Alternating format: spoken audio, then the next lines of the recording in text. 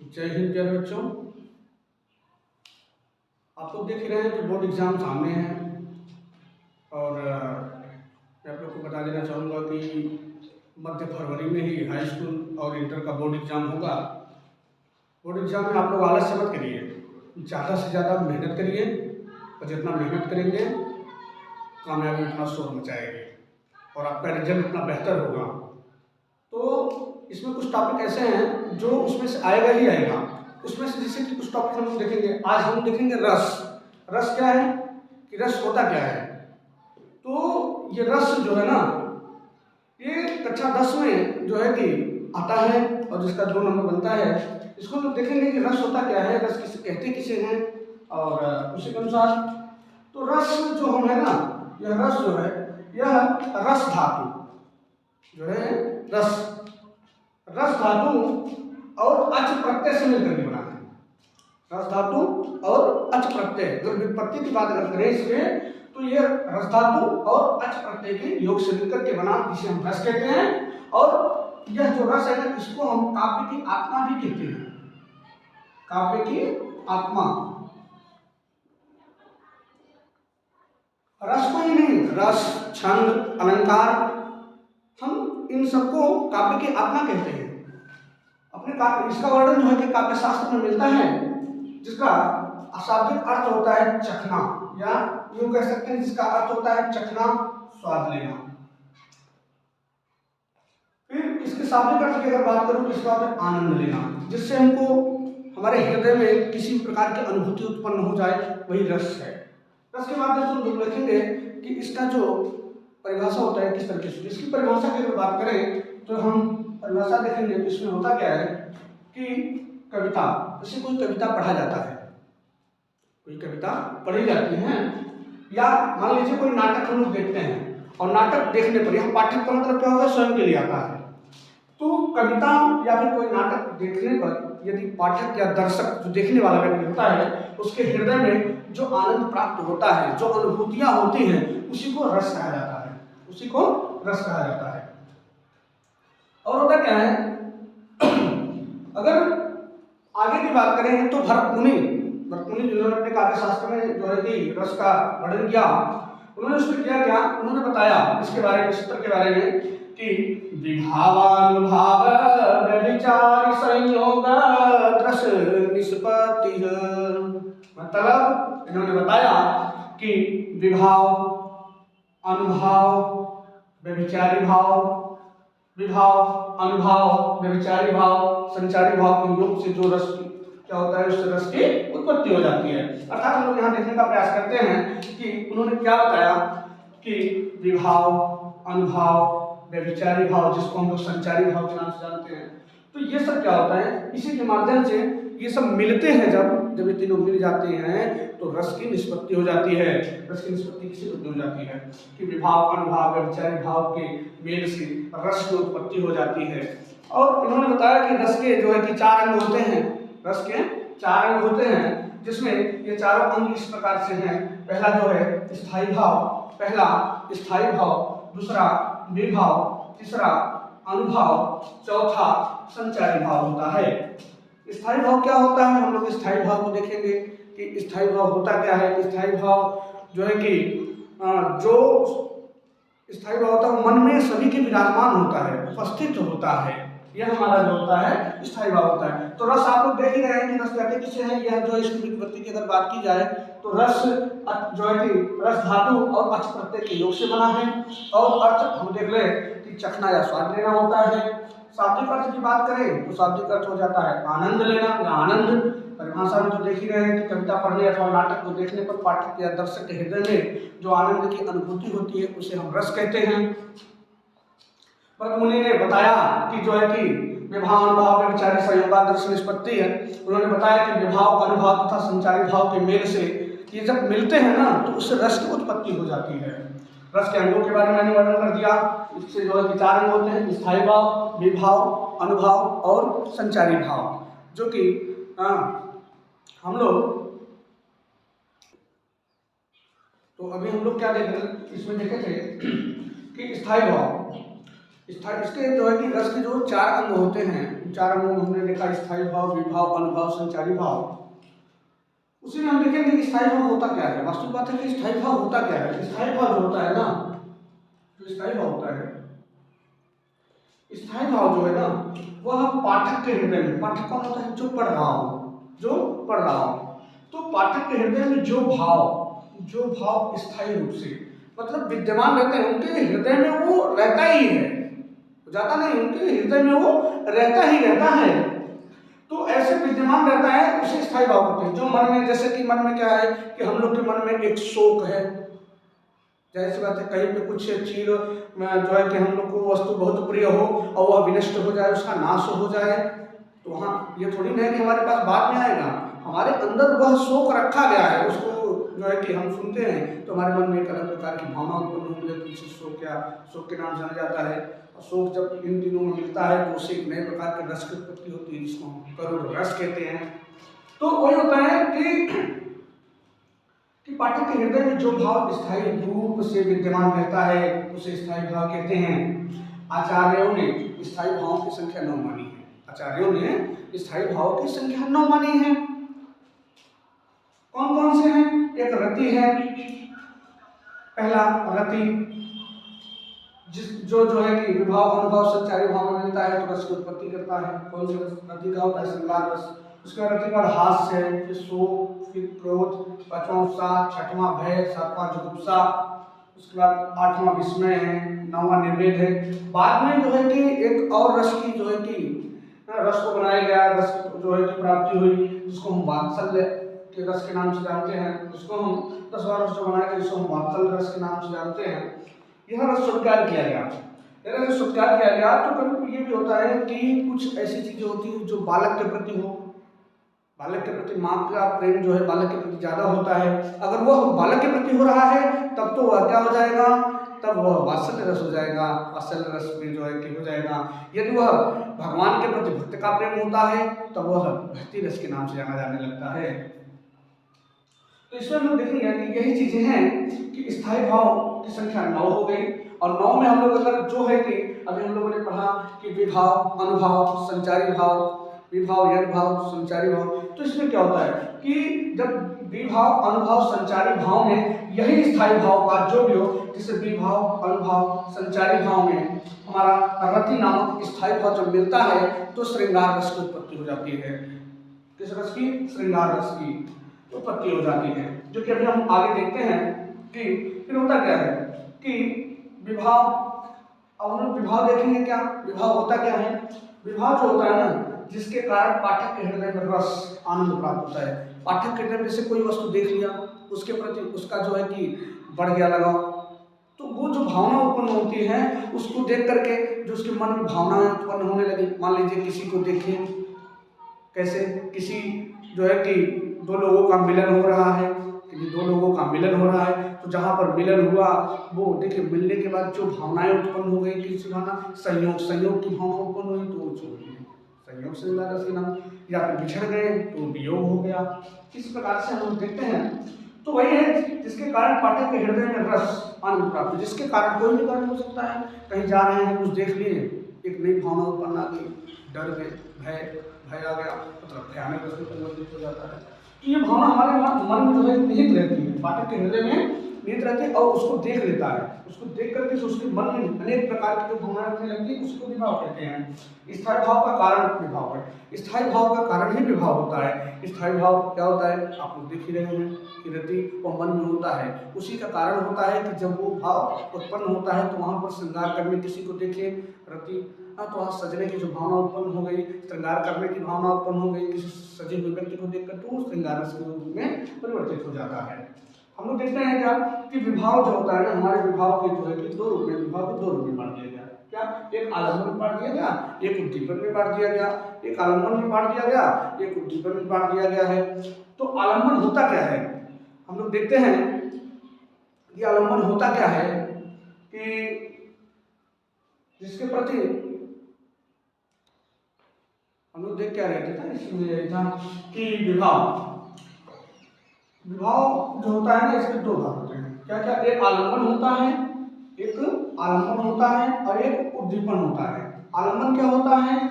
जिसके प्रति मन में भाव जागे, जिसके प्रति माने किसी को देख करके मन में कुछ अलग भावनाएं उत्पन्न होने लगी, जैसे कुछ वस्तु देखे, सुंदर देखे तो उसको पाने की हमारी इच्छाएं होने लगी, तो वो जो होता है ना वो होता है आलम्बन। और उद्दीपन क्या होता है? भाव को उद्दीप्त करने, वो जगाने वाला, जो जिससे जागता है, भाव उत्पन्न होता है, सुंदरता हो गई या तमाम प्रकार की चीजें होती है, उसको देख करके मन में जो भाव फीलिंग्स उत्पन्न होते हैं कि अच्छा लग रहा है, इसको हम लेने की जो भावना उत्पन्न होती है, ठीक है, वह क्या कहलाती है? वह आलम्बन और उद्दीपन में जानी जाती है। आलम्बन क्या होता है? आलम्बन के दो अंग होते हैं, आलम्बन के दो अंग हो जाते हैं। एक होता है आश्रय। आश्रय क्या होता है? जिसके मन में स्थायी भाव उत्पन्न होते हैं, जैसे कि मन में हमारे क्या है, मेरे मन में एक स्थायी भाव है, मेरे मन में स्थायी भाव है, वो आश्रय है। विषय क्या है? जिसके कारण मैंने कुछ देखे, मेरे मन में स्थायी भाव तो है, कुछ देखिए मैं हक्का बक्का रह गया तो डर गया, तो डर गए तो वहां पर क्या हो गया, तो वो हो गया हमारा जो है आलम्बन। तो जिसके मन में, मान लीजिए मैं हूं, मेरे मन में भाव क्या हुआ?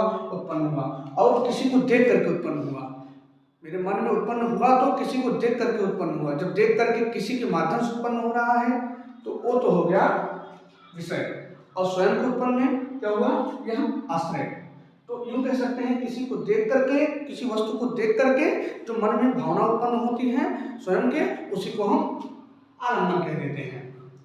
तो और ये तो हम लोग ने पढ़ा। दूसरा, तीसरा क्या है? अनुभव। अनुभव होता क्या है?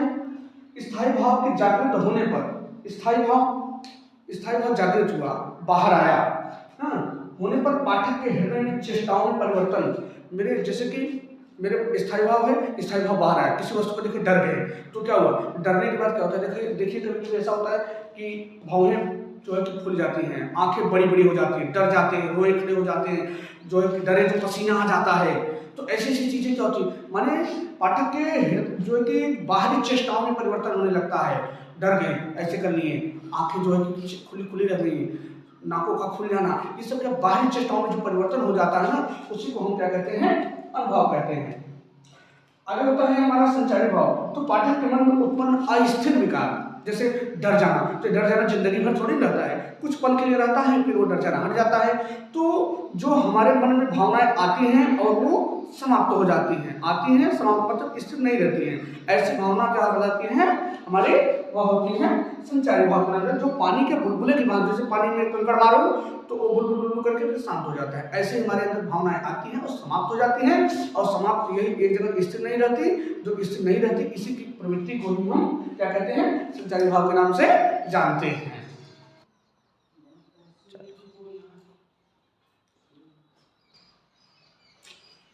चलिए हम लोग क्या देख रहे थे उसमें, तो है कि इसके पहले हम लोग देखा था संचारी भाव था। संचारी भाव क्या था? मन में जो भाव अस्थिर हो, स्थिर ही ना आए और चला जाए, पानी के बुलबुले की भांति, ये देख रहे हैं। तो अब हम लोग देखेंगे रस, रस को देखते हैं कि रस होता क्या है। जैसे स्थायी भाव हम लोग ने देखा कि जो है कि पाठक के मन में भाव विराजमान रहता है, वो समय आने पर निकलता है। इसमें रति था जो स्थायी भाव, इसका होता है श्रृंगार। ये श्रृंगार बनता कब है? हम लोग देखें श्रृंगार बनता कब है कि काव्य साहित्य में, हम काव्य साहित्य शब्द क्यों रखे हैं? क्योंकि ये काव्य में ही होता है, गद्य में नहीं होता है, काव्य में होता है। इसलिए काव्य साहित्य में जब विवाह, हम लोगों ने देखा था भरत मुनि के द्वारा जो विभाव अनुभव संचारी भाव संयोग रस निष्पत्ति के माध्यम से हम लोगों ने देखा कि विभाव अनुभव संचारी भाव के माध्यम से जो भावनाएं उत्पन्न हो जाती है उसी को हम जो है कि वहाँ पर रस कहते हैं। तो रस के माध्यम से देखें तो रस कहते किसे हैं? कि जब विभाव अनुभव में, साइड में जब विभाव अनुभव में रति नामक स्थायी भाव, क्या रति नामक स्थायी भाव मिलता है तो श्रृंगार रस की निष्पत्ति हो जाती है। हम यहाँ देखेंगे क्या, यहाँ पर जब भी डालेंगे तो ये हम लोग को जोड़ना है रति नामक स्थायी भाव जो है, ये स्थायी भाव चेंज कर लेंगे। जब विभाव अनुभव, यहाँ पर हम लोग एक शब्द और जोड़ सकते हैं, संचारी भाव। क्या जोड़ सकते हैं? संचारी भाव, संचारी भाव।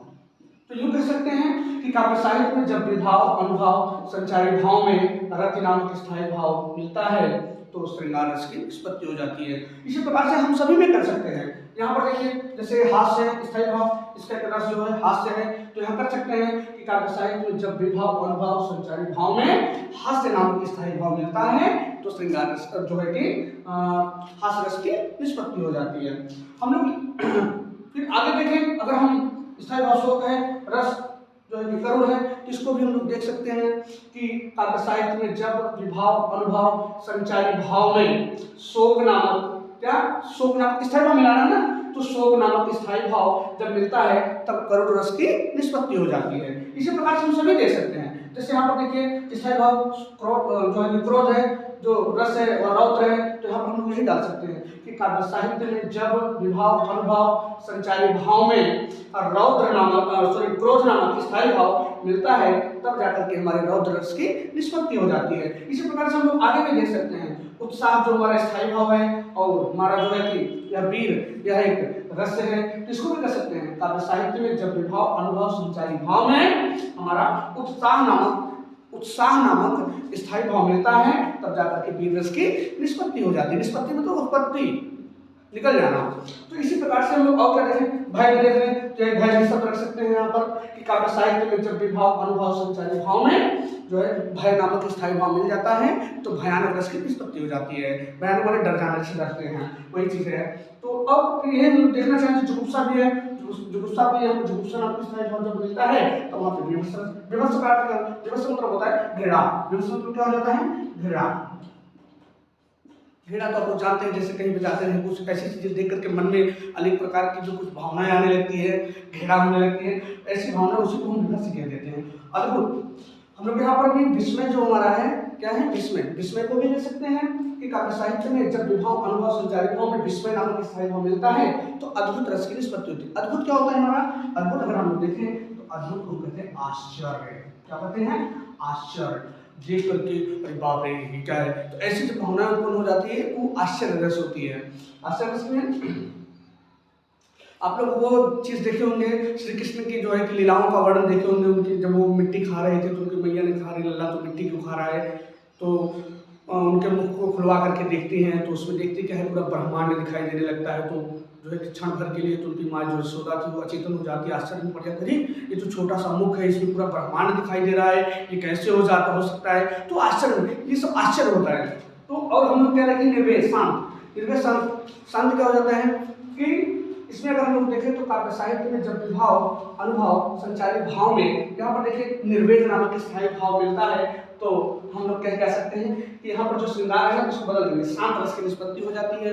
तो शांत रस क्या, जैसे हम लोग कबीर दास के बारे में देखिए जहाँ पर शांति एकदम हो जाए, क्या मिल जाए, शांति। किसी चीज को सुने और उनको शांति मिले, वो शांति हो जाए कि मन रे तन का कागज का पुतला, मन रे तन कागज का पुतला, मन कहता है समझाता है कि ये तन तो कागज का पुतला है, मन रे तन कागज का पुतला गर्व करेगा इतना गर्व क्यों करता है, अगर पल भर के लिए लागे भूत विनश जाए क्षण में गर्व करेगा इतना, पल भर के लिए अगर पानी भी पड़ जाए, जैसे कागज पर पानी पड़ता है पानी गल जाता है उसी प्रकार से शरीर है कभी कुछ भी हो सकता है। तो ये हम लोग शांत रस के बारे में देखते हैं। तो इसमें हम लोग देखेगा कि हम लोग श्रृंगार रस देख रहे थे, इसमें देखते हैं कि काव्य साहित्य में जब विभाव अनुभाव संचारी भाव में रति नामक स्थायी भाव मिलता है तो श्रृंगार रस की निष्पत्ति हो जाती है।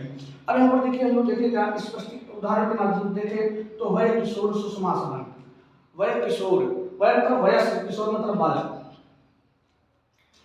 किशोर सुषमा सदन, सुषमा मतलब सुंदर, सदन माने घर, श्याम मतलब जो श्याम रंग के हैं, गौर एक गौर वर्ण के सुख नाम, वे क्या है कि सुख के घर हैं, सुख के धाम हैं, ऐसा वर्णन किया गया है। और उनके हर एक अंग पर जो है ना कुछ जो पहने हुए हैं, बाहें मतलब क्या होती है, बाहें होती हैं, और गठ मतलब कमर में वो क्या किए हैं, श्रृंगार किए हुए हैं, पहने हुए हैं। यहाँ पर जो है कि आभूषण को पहने हुए उनकी सुंदरता बढ़ रही है, एक श्याम रंग के हैं और एक गौर वर्ण के हैं।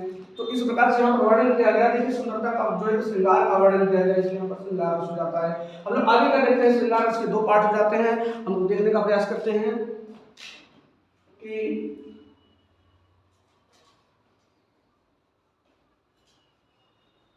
श्रृंगार रस के जो है ना दो पार्ट होते हैं, श्रृंगार रस के दो भाग होते हैं। श्रृंगार रस में जो दो भाग होते हैं वो पहला भाग क्या होता है, श्रृंगार रस का पहला भाग होता है संयोग श्रृंगार रस। क्या हो जाता है, संयोग श्रृंगार रस, श्रृंगार रस। एक तो संयोग श्रृंगार हो जाता है और दूसरा जो होता है वो हो जाता है वियोग श्रृंगार रस। वियोग श्रृंगार रस, ये संयोग श्रृंगार रस होता है। तो संयोग श्रृंगार होता क्या है? संयोग श्रृंगार, संयोग होता है मिलना, मिलने का वर्णन, कोई किसी से मिल रहा है तो यहाँ पर मिलने के वर्णन में मान लिया जाए तो जैसे कहते हैं हम लोग कि काव्य साहित्य में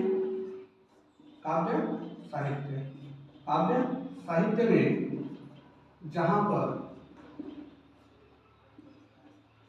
नायक और नायिका के किसका वर्णन? मिलने का वर्णन। किसका वर्णन? मिलने का वर्णन। नायक और नायिका के मिलने का वर्णन, मिलने का वर्णन होता है, वहां पर संयोग श्रृंगार रस होता है। वहां पर क्या हो जाता है? संयोग श्रृंगार रस।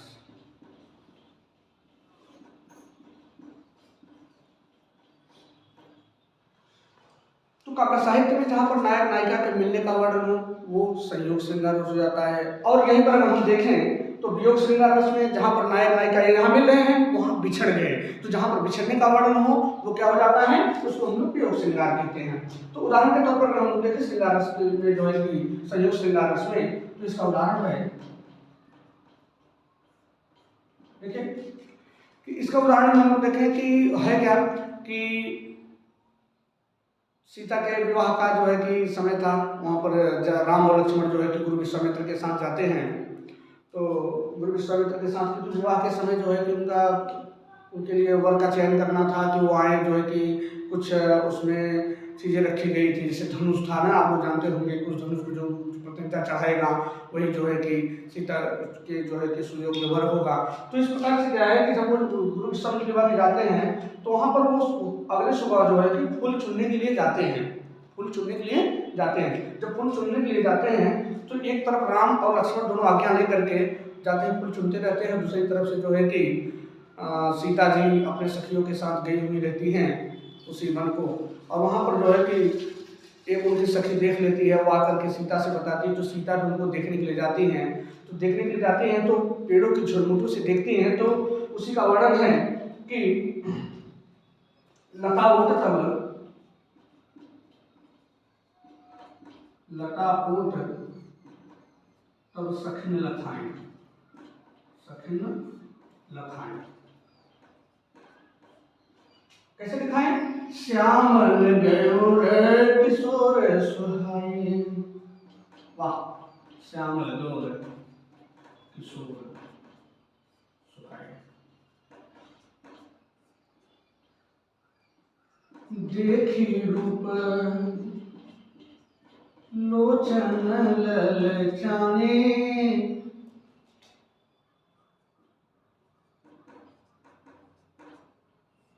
हर से जनु मोहि निधि पहचाने, हर से जनु मोहि निधि पहचाने, निज निधि पहचाने।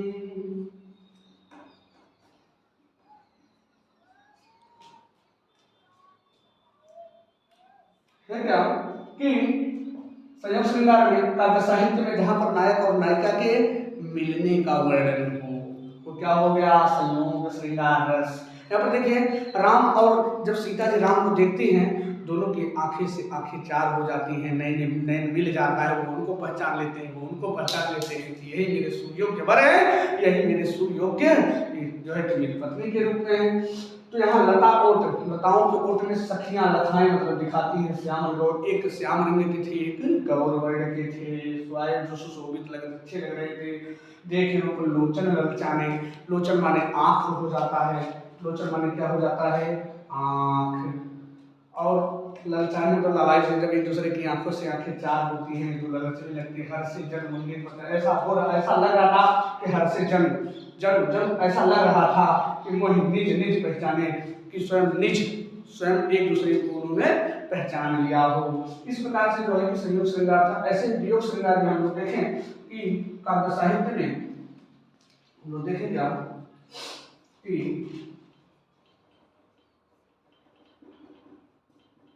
काव्य साहित्य में जहां पर नायक नायिका के जो है अलग होने का, इसका अलग होने का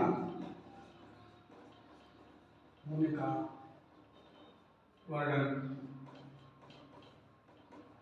मिलता है, उसे वियोग श्रृंगार रस कहते हैं। वियोग श्रृंगार रस कहते हैं। मैं थोड़ा साइड हो जाता हूँ, अगर आप लोग स्क्रीनशॉट लेना चाहते हैं तो ले लीजिए, क्योंकि मैं अब आगे बढ़ूंगा तो इसमें जो है कि हमको इरेज करना भी पड़ेगा। देख लीजिए, मैं साइड हो जाता हूँ तुमसे।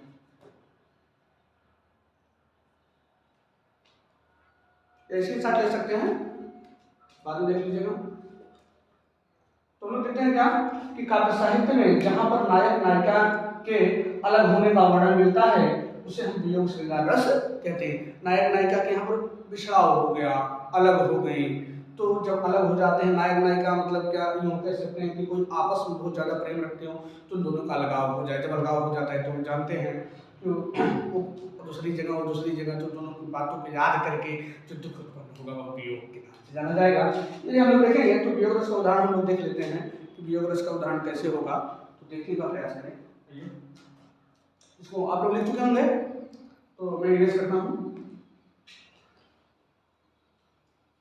आइए साइड में जो है इसको उदाहरण को हम लोग देख लेते हैं।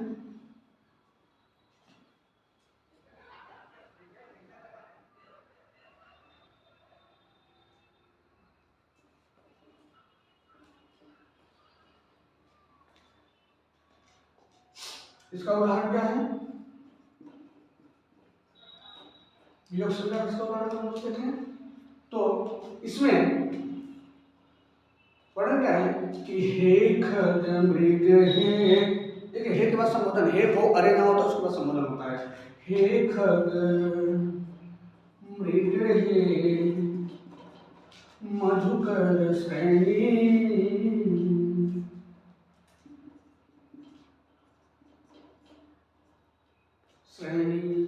तुम देखी सीता मृग नयन, तुम देखी सीता मृग नयन।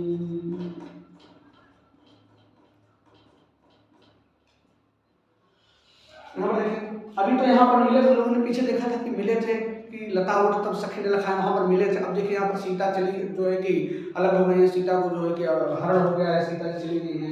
तो और राम जी क्या कहते हैं, जाकर के वन जो है कि जब हरण हो जाता है तो राम जी सीता को खोजने के निकल जाते हैं, अलग हो गए। तो कहते हैं हे खग, स्पष्टीकरण हम लोग अगर देखें इसके बारे में तो स्पष्टीकरण